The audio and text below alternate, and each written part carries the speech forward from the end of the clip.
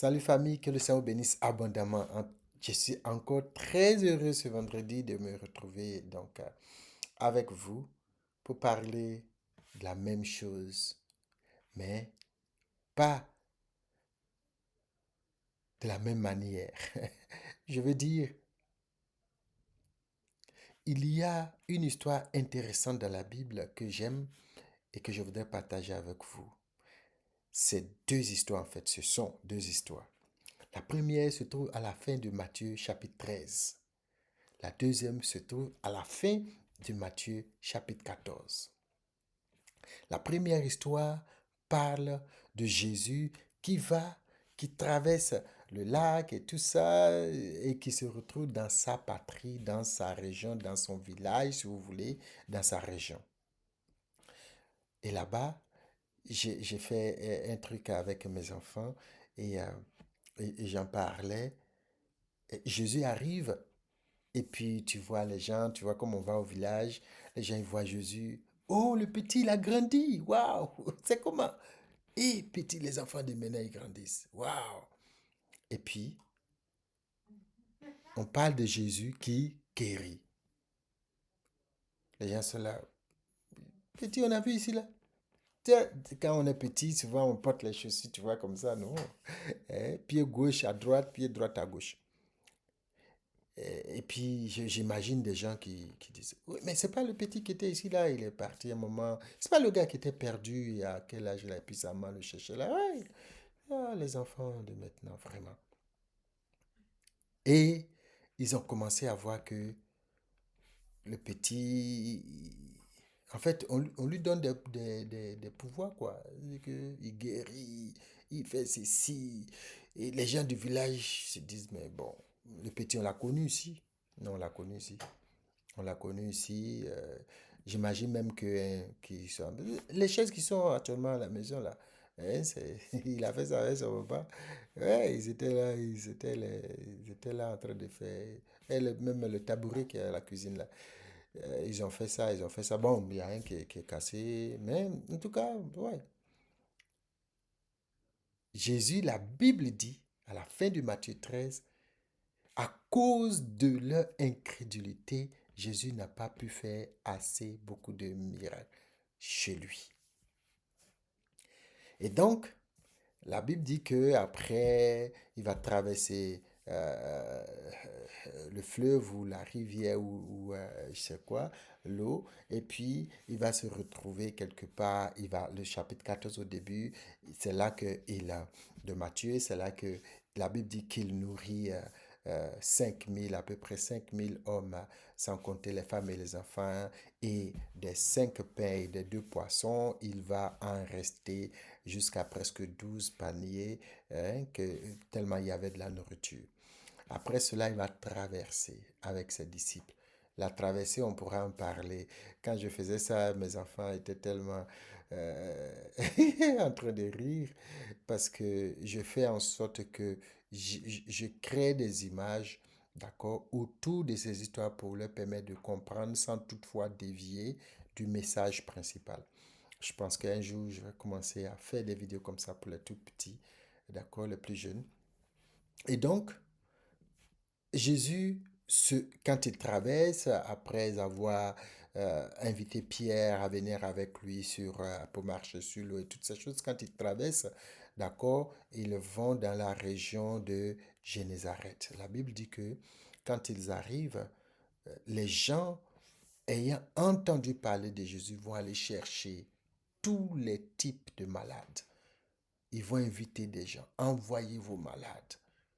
Et la Bible dit, ils vont dire à Jésus, au lieu que tu fasses trop de choses, nous on veut simplement que les malades puissent toucher le bord de ton vêtement et nous croyons qu'ils seront guéris.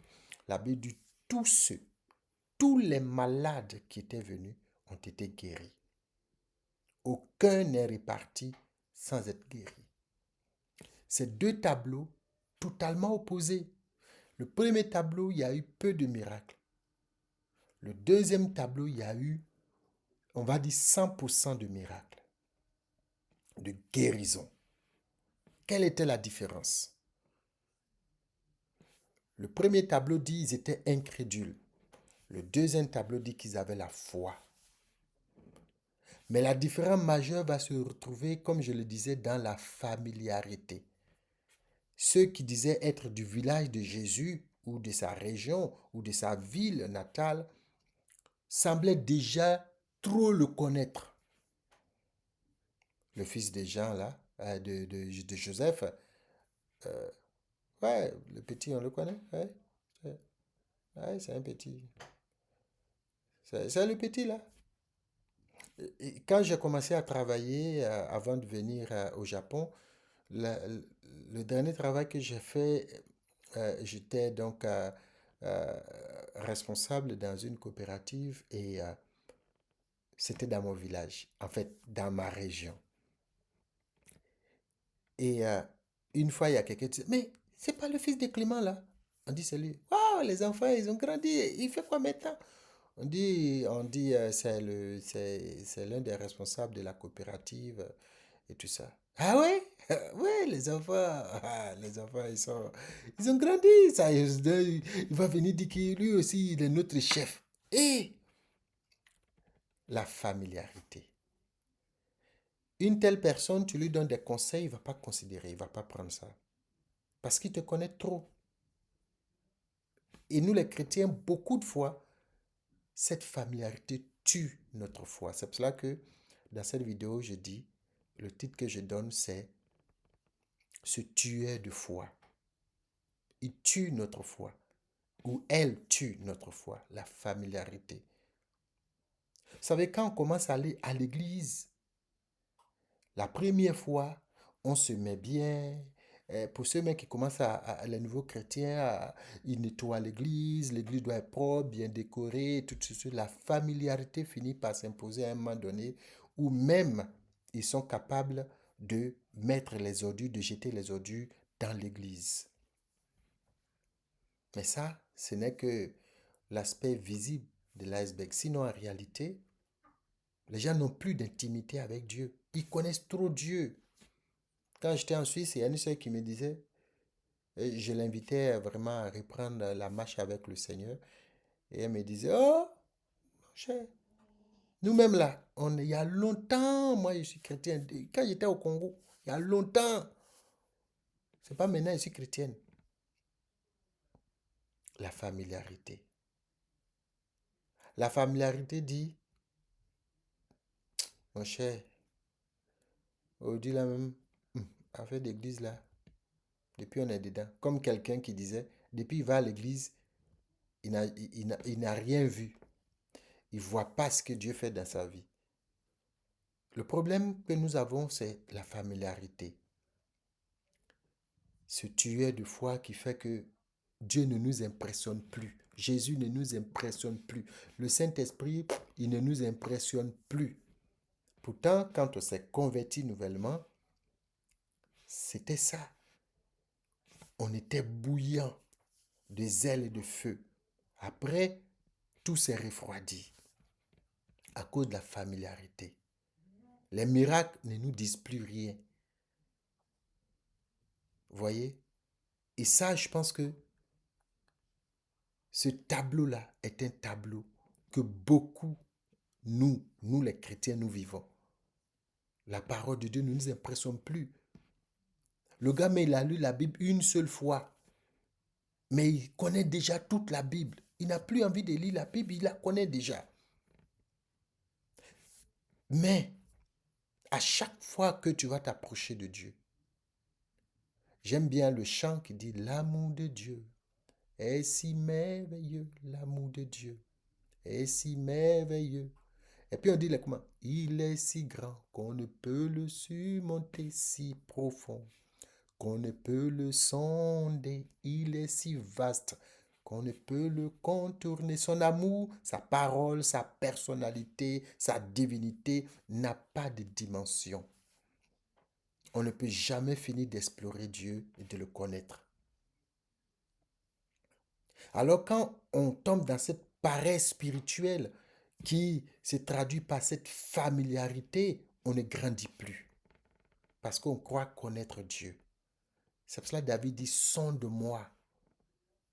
sonde-moi, fouille en moi, connais-moi, change-moi, élargis-moi, étire-moi, parce que je veux encore te connaître.